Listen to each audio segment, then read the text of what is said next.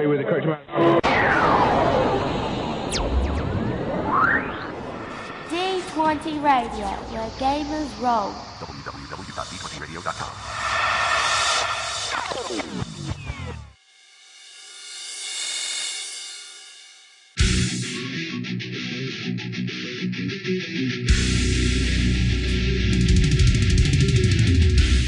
Welcome to Me and Steve Talk RPG, the podcast where me and my friend Steve try and help you get the most out of your role-playing game experience.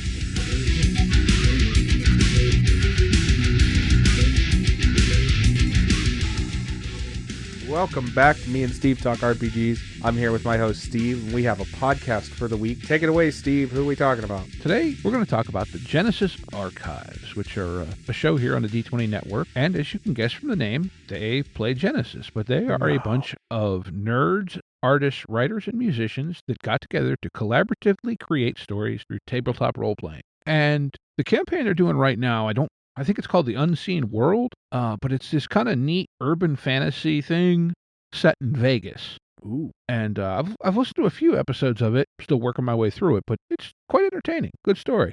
Very good. Well, I hope their campaign doesn't have this, but this week's topic is power spirals. Oh, yes. Everybody's favorite. Yeah, and dealing with it can be quite a problem. So I think before we get started on actually dealing with power spirals, we need to sort of define that term. Yeah, that's probably not a bad idea. So let me ask you, what's your definition of a power spiral? I think for me, and this is something, to me, it's a topic that I kind of had to learn early because the first game I ever ran was Rifts. And to me, a power spiral is just when, so to speak, you get into this cycle of you get a PC that's really big and bad, and so you have to get a monster that's bigger and badder, and then someone else needs a bigger gun or a bigger and badder PC, and then you have to get bigger and badder bad guys, and it just spirals up and up and up until eventually it's basically a god fight. Yeah, that's pretty good. Yeah, that's my definition of a power spiral too. It's just basically when the power of your player characters spirals out of control and it becomes a point where it is just finding the next big bad thing for them to fight. Yeah. And I think, too, that can be symptomatic sometimes of a game that either intentionally or accidentally has become extremely combat-focused. I think that, and I also think, and I don't want this to come across as a rip on games that do this, but I think it's asymptomatic of level-based games. Somewhat, although this thought just occurred to me, but could you have a social power spiral? You could, in theory. Social power spirals can exist. I would believe that. However, I think that would be an easier one to fix because I think what you could do is I think that would be an easier one to fix because you could just sort of basically knock the player down a peg or two. Yeah, with even just a simple setting change. Yeah, quite possibly. I think the workaround's probably easier. Yeah, I think with a genuine power spiral, that's a difficult one because in something like, and I know this more from Dungeons and Dragons and dealing with power spirals in Dungeons and Dragons. What I end up doing is when I hit the point at which I realize there's a power spiral happening, I basically stop leveling my characters. Okay. And you've hit this point, and you're no longer getting more powerful. No matter what you're fighting, you can keep fighting them. You're not going to get more powerful from it, And then it gets to a point where they go, okay, well, we want to fight the next big thing. Well, at that point, they're risking themselves, and if they die to that next big thing, we're back to square one. They're back to, where we started, right? Right. And I think that helps because it forces your players to be risky, whereas in a power spiral, it's the whole point of a power spiral is they're not risk-taking. They're fighting things at their same level, they're gaining power from that, and they're just becoming the more powerful being in that area. Okay, I see what you're saying, yeah. I mean, I don't know. I think, to me, power spirals more often, at least in my brain, occur because of either some synergy that the player figures out with different abilities, or maybe multiple players figure out a way to do something together, or, as is probably more often the case, that you give the players something as the GM that's a little too cool. Yeah. Well, let's start with talking about I accidentally gave my players the overpowered weapon. Which is probably the single biggest cause of this happening. Yeah, I hate to say it, but in Dungeons and Dragons, it's actually really easy to fix that. In other systems, it might be a little bit more difficult, but because in Dungeons and Dragons, most of the equipment is magic-based, what you can do is, if you realize you messed up and you accidentally gave them this super powerful sword, let's say you accidentally gave them a sword that, I don't know, does too many things. Mm-hmm.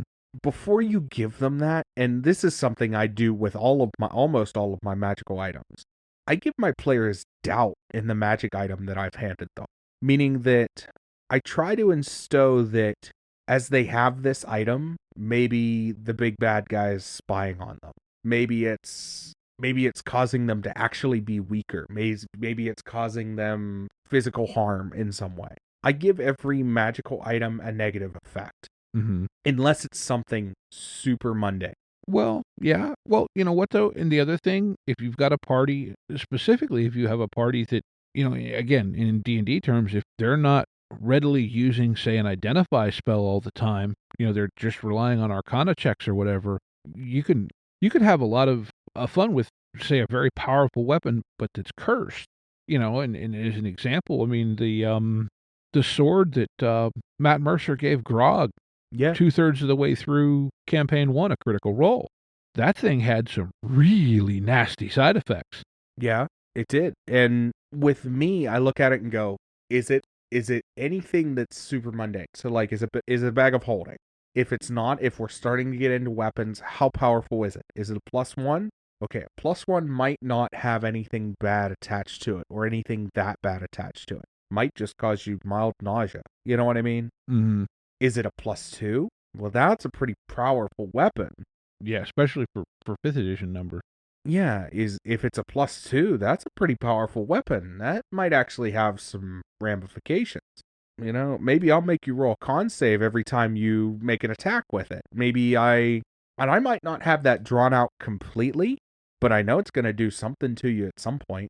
It's going to come back to bite you at some point because weapon power spirals and letting your players have weapons that are basically too big for them is something you need to really punish for. Well, I wouldn't say punish because, well, I agree. It's so to speak, if your player ends up with that, it's because you put it there for them, so it's your fault. And right, but I would say more of if you put it there, play with it. That's fair. I don't have a problem with having a use have consequences. Consequences are a cool thing that you can fiddle with, but like I think you got to watch too because just taking it away that makes players angry. If you take away a player's cool toy, that's going to make them angry, and it doesn't matter what you're playing, whether it's D&D or Cyberpunk or Star Wars or anything. If you take the player's cool new toy away, that's going to make the player upset. Well, and at the same time, though, if you want to take it away, plan it out. Yeah. So you have an idea of, and you need to have a justified why and a justified how. Because if you don't have a why and a how, your players are going to be like, ooh. Yeah. Make sure you have a very good why and how that got taken away. And in the case of some of the more powerful magical weapons I've given my players and I've taken them away later, it has normally been the why is that it's already cursed, and the how is that the person that put the curse on the weapon is back. Yeah. Basically claiming their thing. Like, that's mine. Yeah. The other thing, though, and this I've heard this mentioned before, you could also take the angle of using it as a story hook, because a lot of times if you take away the party's cool new thing, they're going to chase it. And so now you've got a whole new kind of, story arc, thread, whatever to pull, because if you take players' cool stuff, they will chase the offending party to the ends of the earth and attempt to get their cool stuff back. Or even better, take one of the players with it. Yeah, if you've got a player that is down for that kind of thing, absolutely. I mean, If you're a barbarian and you have this big angry axe and it starts telling you to go in a direction, I want to see, like, as a DM, I start making my player go, why don't you roll to see how convincing that is? Yeah. How convincing is it that you just walk away from the party? Yeah. Well, the other thing too, and this goes, I guess, again, more to level-based systems, but in a case where, like you're saying, the item is too powerful, if you have it, so to speak, stolen, you can work that angle to a point where maybe it's no longer a weapon that creates a spiral. Right. Maybe it's the weapon that levels a spiral. Yeah. Because if this gets in the wrong hands, that's always you've heard that in movies and other things. If this gets in the wrong hands, then what? Well, if you really think about it, a power spiral is the exact same thing as an arms race. Yeah, it is. And in Cyberpunk, that's exactly what it is. Yeah. I've heard stories of how fast can you get things that go boom. Yeah, well, and I think, though, what do you want to say? I think some of that, too, it is, if you're constantly having trouble with power spirals, maybe try and not focus your game so much on combat. You're not wrong. And if you really like combat, I don't know, maybe you need to do some reworking to your combat. Maybe you need to make your combat a little bit more deadly. Yeah, deadly. Well, yeah. If you can find a way to make combat deadly, or at least have significant consequence, that can slow things down. That's not always an easy thing to do, depending on system either, though. No, it's not, and it's not a guarantee that it will fix your problem. But certain systems, you can make them more deadly. You could make D&D more deadly by adding, like I said, challenge ratings in Dungeons and Dragons are what they are. And I don't know a lot of people that follow them, but I do follow them, mainly so I know, okay, my challenge rating's this for this level party. I can run them through that encounter and see how fast they wipe that. If they wipe it really fast, I go up maybe 2, 3, depending on how fast that combat went. Okay, now we're talking about a challenge rating that's 4 levels higher than them, and they're really struggling. Okay, good. Yeah, and I don't know, it's a tough issue. It really is, because, adjusting difficulty of a combat encounter on the fly, I'd say it's a little easier to turn it down than it is to turn it up, but not necessarily. I don't try to turn it up on the fly, and I'll be honest, more about test and result. Yeah. So if they're blowing through a combat encounter that I'd already pre-made, I'm going, okay, well, that was a test, and the result was my players just ran straight through it. So, in reaction, I'm going to up the next combat encounter, and I might add a combat encounter that wasn't there. Mm-hmm. That's another thing, D&D, something that a lot of DMs do, and I know I do it myself, and I try not to. They like to give you space between combat encounters, and if you want to make D&D more deadly, you start playing with exhaustion. Yeah, that can be a big factor. If you start getting into this situation where it's, and I'm not saying like 40 combats in a session, I'm saying like 3 back to back, where it's you finish up with one combat, you come out of a room, you come into the next room, and the combat's just as hard or even more difficult, your players are going to be like, I think my character's going to die. I think I'm going to pass out. Like, yeah, well, just not even necessarily combat, but if you can figure out a way, and again, especially to D&D, but even in other games, if you can figure out a way to inhibit their rest mechanic. Yeah. That's especially the way Dungeons and Dragons 5th edition is built, that's a huge thing. Other systems not so much, but pacing can help a lot. Ammo in Cyberpunk. Yeah. It's a matter of Cyberpunk goes from a lot of fun to absolutely terrible as soon as that gun goes click. Yeah, that's true. And I think, though, this also circles back to, and sometimes, especially like for me with Rifts, when I was first learning gaming, really, the big thing with Rifts is just, going back to our the episode we did about saying no. Sometimes you just have to say no to an idea, because all it's going to do is, like, for those that aren't familiar with Rifts, and I won't go on to another big long rant like I did, a while back, but there's plenty of stuff in the book that is bigger and badder and bigger and badder and bigger and badder and so on. But all that does is you're just throwing bigger rocks at each other. That's all. Absolutely. And that happens with other games too. Like Cyberpunk, I keep bringing back up because 2020 has that problem in just numbers. Rifts does it. I feel that, it's something that's sort of fixed by more narrative games. Mm-hmm. And by this time, our actual play will have released, correct? Yeah, the first episode last week. So Genesis, which I've been sort of like, hey, Genesis. I like that it's a generic system, and narratively, when your gun goes click, that's when it matters. Mm-hmm. We don't count ammo until we count ammo. Yeah. And that's something that narrative games got right, because even in combat, they can be fun in combat. Genesis is a lot of fun in combat. It is. It's a little bit different. It took me a little while to get my head around it, and even more playing it for the first session, which is what you guys will be hearing. Yeah, I struggled a little bit to not think in the more concrete D&D style combat terms.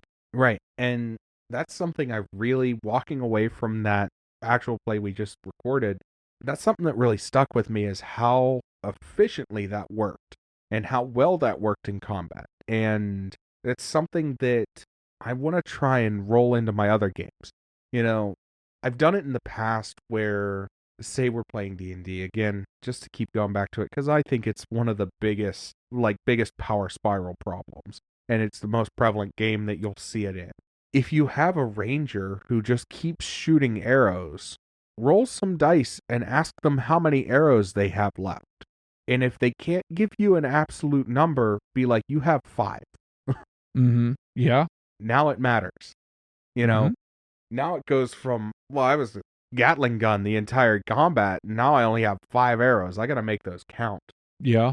Yeah, that's a good way to do it, especially with anything ranged, you have ammo. So, I mean, yeah, you can play with that. Add a weapons degradation system in your game. Yeah, that could be a little tricky to figure out depending on the game, but yeah. Well, Cyberpunk has that built in though for your armor. Yeah, Cyberpunk has it for the armor. Is it still in red? It is no longer an optional rule, technically. It was technically an optional rule in 2020, although right, pretty much everyone that I talked to played with it, but it is written as raw in Cyberpunk Red. Good, because we played with it, and that was great, because it was like, well, I don't want to take too many shots to the body, because then my armor is effectively useless. Yeah, and as your armor, the way their degradation works, you get hit harder progressively as your armor gets weaker. Yeah, that makes it more deadly. Again, that goes back to can you make combat more deadly? And if the answer to that question is yes, I can, I have a way of doing that, then you have found a solution to your power spiral, because at the very worst, and I'm not a big fan of killing characters who've been playing in a campaign for, we've been playing a campaign for 10 years, but if it's gotten so bad recently, the threat of death is a serious, serious thing that you can just go, hey guys, here it is. Yeah. Another thing you could do is play with the action economy. Some way, force, be it movement or any type of thing, where you somehow make your players use other actions. I think part of a power spiral, and I know we just sort of talked about this, but part of a power spiral is that the players no longer fear death. Yeah, I think that's a big part of it. And they're getting more, for lack of a better term, ballsy. Yeah, I think, okay, let's put it this way. For the way I like to play games, I think they work better if the PCs feel a bit vulnerable. Yeah, I agree. And to that end, I try and watch character creation and what I give players, because I don't want to have to work really hard to make character A feel threatened. And what does that do to character C and D? Right. No, I can understand that completely. However, I don't watch character creation as hard. I let them do their thing and then evaluate as the time goes on.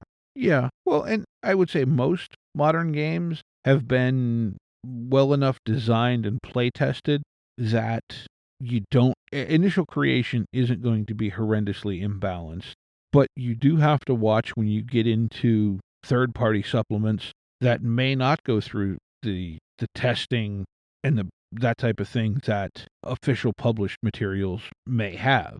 Yeah, that homebrew that you want to add to the campaign may not be great for your power spiral, and just be careful. Yeah, I think that's probably, I think, where most of your problems come, not so much in stuff that you find in core game materials. Now, not all game systems are that way. You know, like I said, I've mentioned Rifts how many times already tonight, and all I got to do is, oh, you think you're hot stuff? Well, let me grab a dragon, or oh, we've gone past that. Okay, well, let me grab a Splugorth. There's Right. stuff there, but Let me just straight up play into your character's insanities. Like, yeah, well, it becomes, at some point you can just grab Godzilla, and then they're like, oh crap, but then how do you resolve that? yeah, and what does the world look like when that's done? Yeah, that's the problem with dropping a nuke on your players, is now you have to deal with what does the world look like. Yeah, you have to deal with the fallout. And fallout is something that new DMs struggle with, and I know I struggled with it, and oftentimes there's ways to get around it, but yeah, it's be prepared for when you have this. If you're going to have a big world-ending battle, be prepared for the world to end, or whatever's left of it. Yeah, that's true. And this is something, that for me, that I struggle with a lot of time looking at a campaign world is, how does this world actually function? I've said before, and this is kind of one of my complaints that I'll level at Dungeons and Dragons is, if you think about it, your average, say, 5th level adventuring party, what's to stop them from walking into a town and declaring themselves the kings? Not a whole lot. I mean, usually, and I'll say this, usually there's a overarching, like, world-ending thing. Usually there's a carrot hanging in front of the horse, essentially. Right. And if you were to just do that in most cases, and this is not every case, but in most cases, if you were to just walk into a town at 5th level and be like, we own this is ours, everybody be gone, a decent DM would be like, okay, this is what's going to start happening. Basically, the world's just going to start ending because you've decided to no longer play the game. Mm-hmm. Yeah, and it's just, like I said, that's something that I think about a lot of times when I'm trying to run a world is, how does this function as a whole, not just in this little bubble around the party? Right. And at the same time, I think that could be a really fun cyberpunk concept. Yeah, well, there's so many things, that a couple players just take over a city block, and this is their territory now. Now you have gang wars. Oh, yeah. Oh, it could be. Yeah, a great idea. Like, now it becomes turf wars. Oh, that's a great idea. I like that. I'm stealing that. But yeah, I mean, power spirals, I don't know. I like, it's one of those things that's just stuck in my head to avoid, but it's kind of hard to articulate the how other than thinking ahead and just not setting yourself up for that problem. Avoiding is a little bit more difficult than just dealing with it, if I'm honest. Avoiding is, I mean, coming from the guy who works most of the time off the seat of his pants, avoiding is a lot more prep work than I put time into. I think it's a better skill to have where you can acknowledge a power spiral early and take the steps to dissuade it. Mm-hmm. Avoiding is a lot of estimating what your players are going to do, and that can be difficult a lot of the time. Even with a well-known group, it's hard to say what this one's going to do or that one's going to do, or when this happens, what's this one going to do, or how's that one going to react. Yeah. And that can be a tough situation, and I think it's just better to get in the habit of plan on there being a power spiral and make a plan for how you're going to get out of it. Yeah. And I think, that goes back to something that was said way back when we had GM Eric on, where sometimes maybe the best thing to do is say, okay, we're going to take 5 or we're going to take 10 minutes, and you go think for a minute and get your head around what it is that you want to do. Because I think the biggest thing is, if you sense a power spiral happening, you want to try and take steps to mitigate it. I will say, not squashing it may be a bit of an extreme step and daunting, but to kind of get it under control is I think needs to be your goal. Yeah, and I could understand that too, is trying to get it under control is definitely a more manageable step, but keep that in mind that trying to get it under control is a step towards actually stopping it because you don't want to let it get back out of control. Yes. And you just have to make the plans. Like I said, it's once a power spiral happens, it's easier to react to it than it is to plan out for it, in my opinion. At the same time, understanding and acknowledging it and seeing it beforehand is something that really, and I know it's a bit of an odd thing to say on a podcast where we try and give you gaming advice, but the only way you're going to recognize power spirals is by seeing them. That's true. It is kind of an experience thing, and once you've seen it start to happen, even as a player, you can kind of see those signs. Oh, yeah. And think about, me and you, we went through that first level in Strahd with B running it as a one shot. Oh yeah. And between me, you, and the other player, we just leveled everything. Yeah, well it was one of the more advanced sections of it, but it was a weird kind of synergy of abilities because of classes. I think I was playing what? You were playing a sorcerer wizard? Yep. And I had a cleric thief, and I was able to, I forget what you were doing, but I popped spirit guardians and then was able to use the room to keep getting sneak attack. And so my damage output was through the roof because I had an AoE and damage bonus, and I know you were doing sorcery points and all kinds of crazy stuff. Yeah, I was quickening evocation spells. Aha. And so I was going, I want to blow things up fast. And then I was, because I cast a spell, I still had more actions. Like, because I used quicken spell, I still had more actions. And it was just doing dumb things like range touch, and I was using sorcerer abilities to cast range touch wizard spells at range. Mm-hmm. And between me and you, we went into that first combat, and it's like, okay, well, bomb, and you're doing your own thing over there. You got like half the room, I have the other half, and we're done. Yeah. And that was it was a kind of a weird synergy. I mean, we were playing everything strictly by rules as written, but, it... And neither of us had sat down and been like, well, what are you making? No. It was just like, oh, I can do this, and, well, this seems to make sense, and, it is too. It's a player thing, because if... I know what happens to me, okay? If you put me in a combat scenario, and it is very much a more tactical setup, my brain turns on like a different mode, and I go into kind of a top-down, almost like a war game mentality. Yeah, and I do that in D&D because that's what D&D is. It's a war game. Yeah. It's a miniatures combat game. I'm sorry. It's a miniatures combat game with the social abilities tacked on top of it. But, in other games, I can't think that tactically about them. Yeah.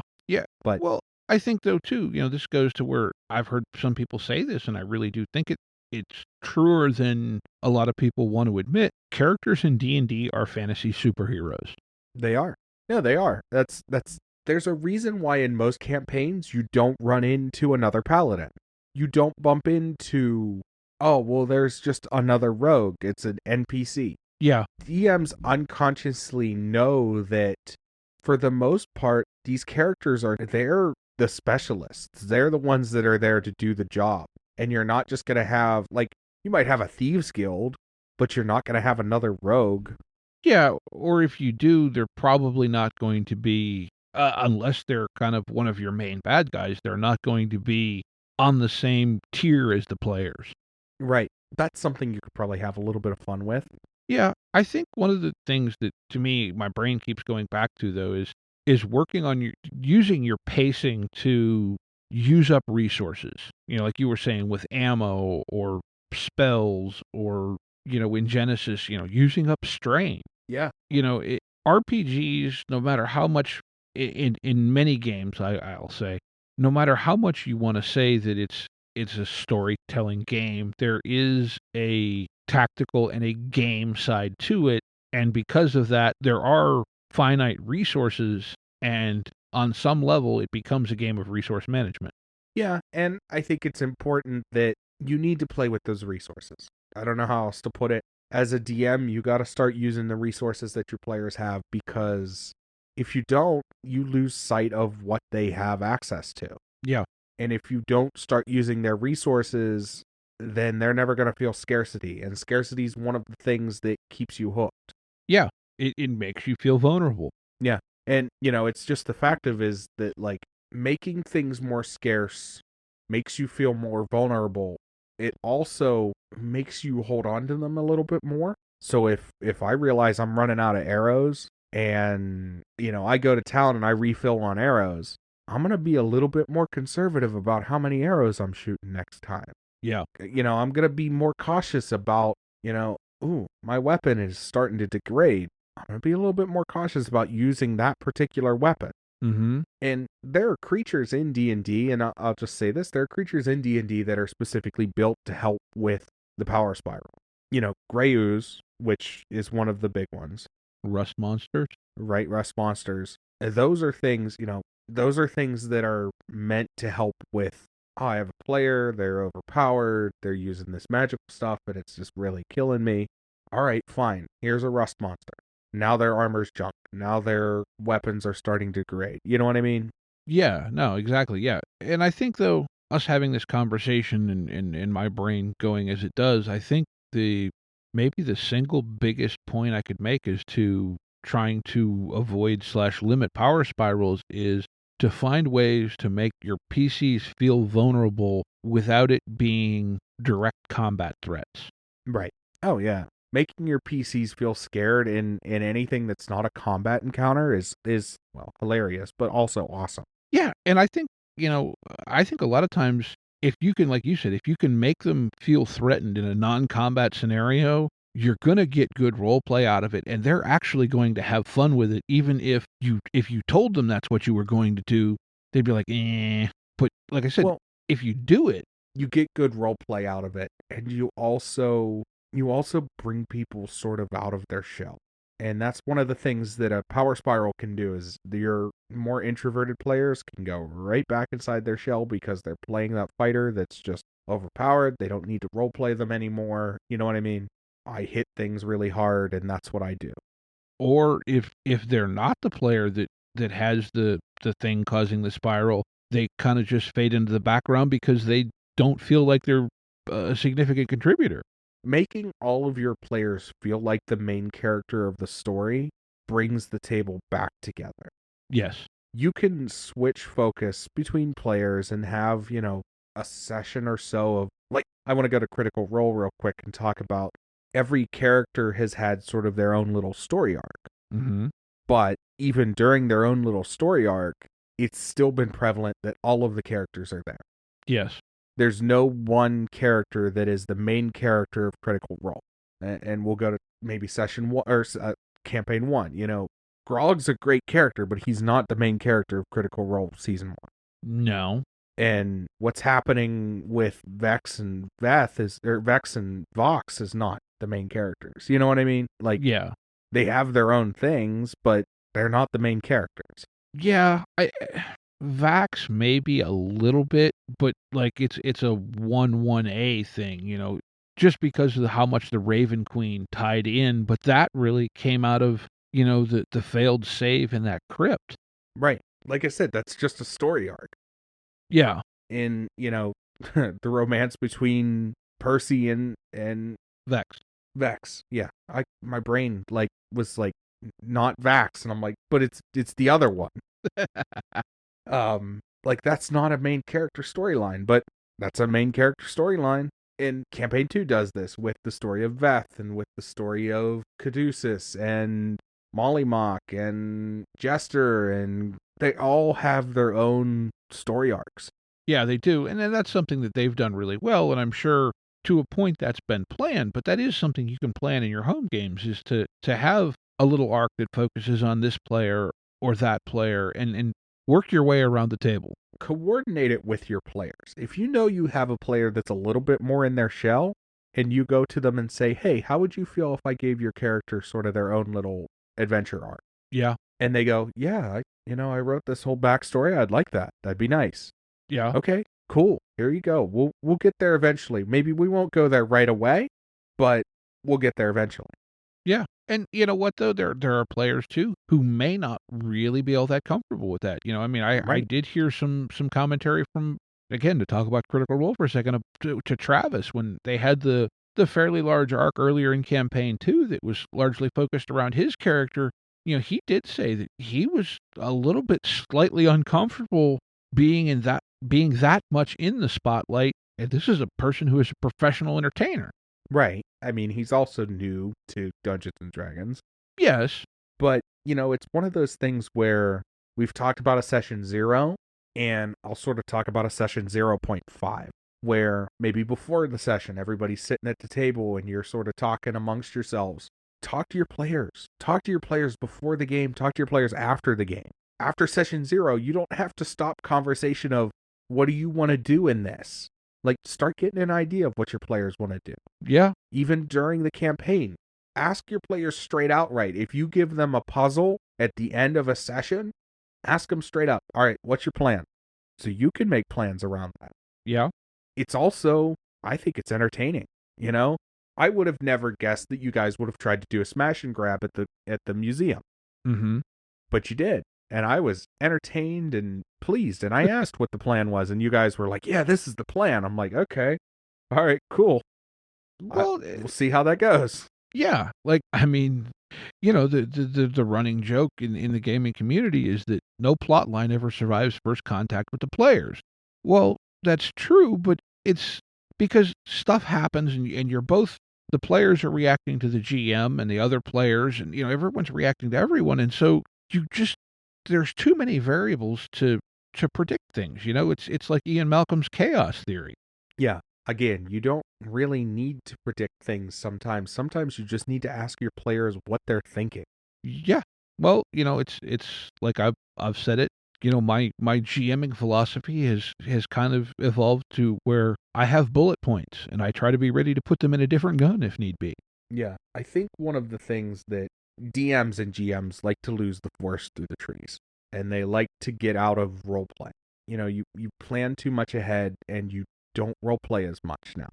Yes, you're voicing characters. Yes, you're reacting to conversations. That's not what I'm saying. I'm saying the impromptu rolling with what the situation is that you would do as a player, sometimes you lose as a DM. That's true. And for me, like I said, I've said this probably a million times at this point, I'm a very low to no prep DM. I have a plan in my head, and that's about all the prep I'm going to do. I'll make up characters if I need to, but I'm very low to no prep.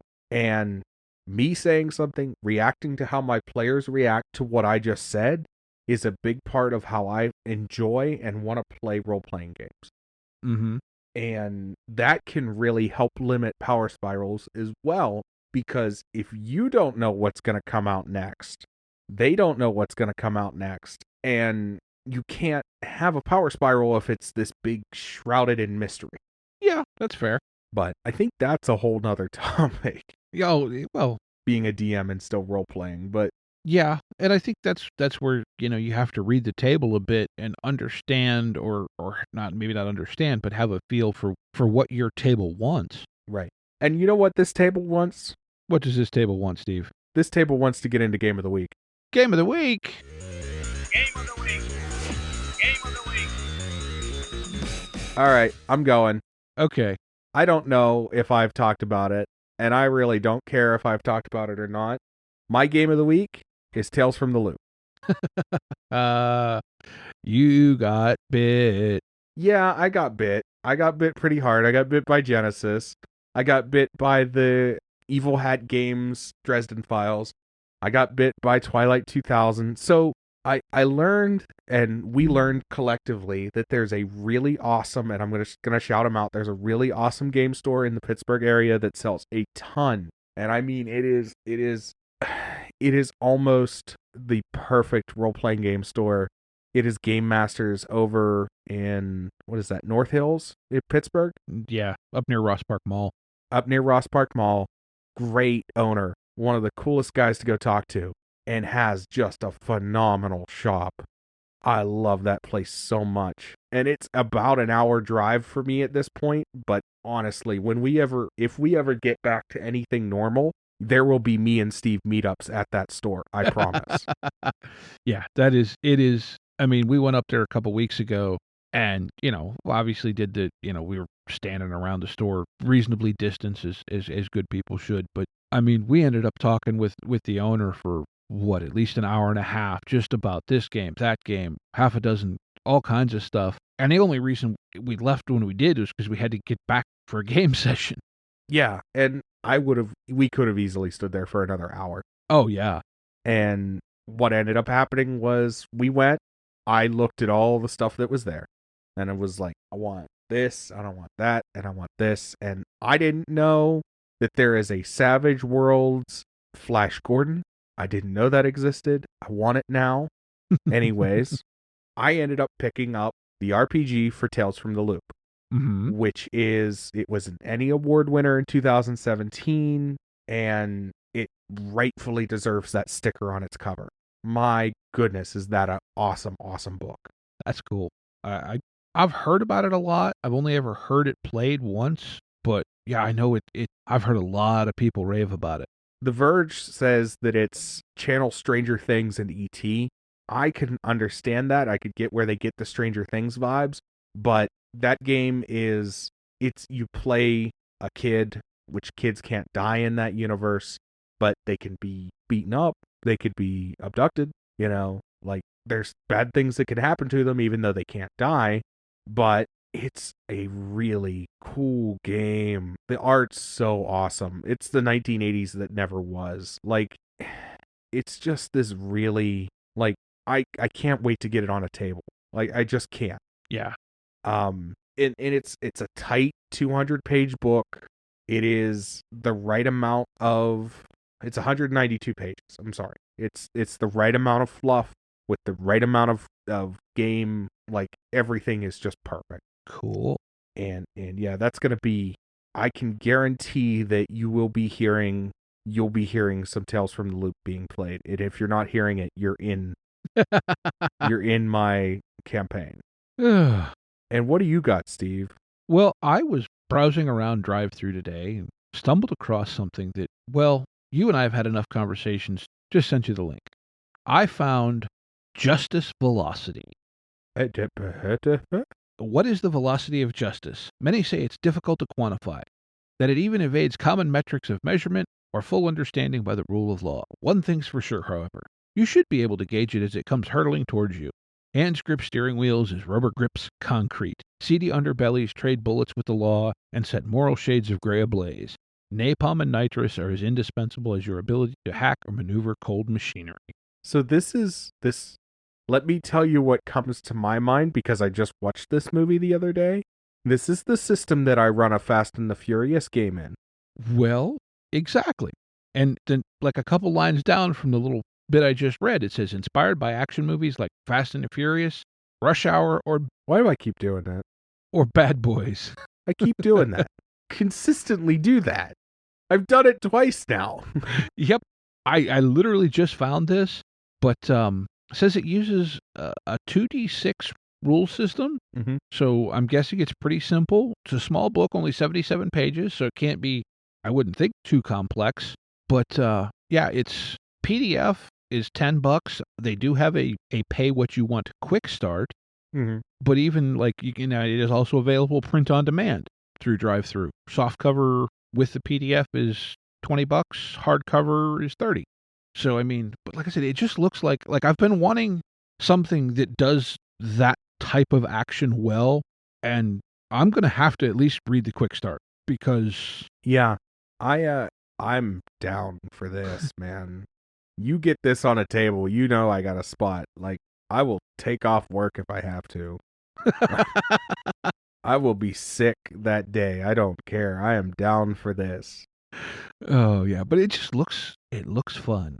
It does. That looks fun. That looks like a lot of fun. With that, I think we've reached the end of the episode. Yeah, I think so. I want to thank everybody for listening. Yes. And we want to remind everybody to be kind and play some RPGs. Yes, and come find us. Discord, email, Twitter, Facebook. Facebook, yeah. Whatever. Throw a dart at a dartboard. We're probably there. Yeah. But come find us. Tell your friends. Tell your enemies. I Yeah. don't care. But yes, be kind to each other. Go play some RPGs.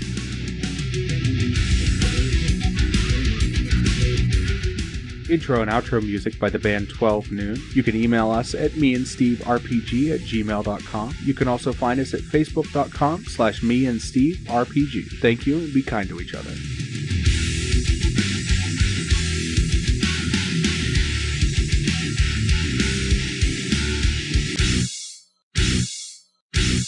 How much for the cigar? Cigar, $20, dog. You gotta go down the street to the store and buy that.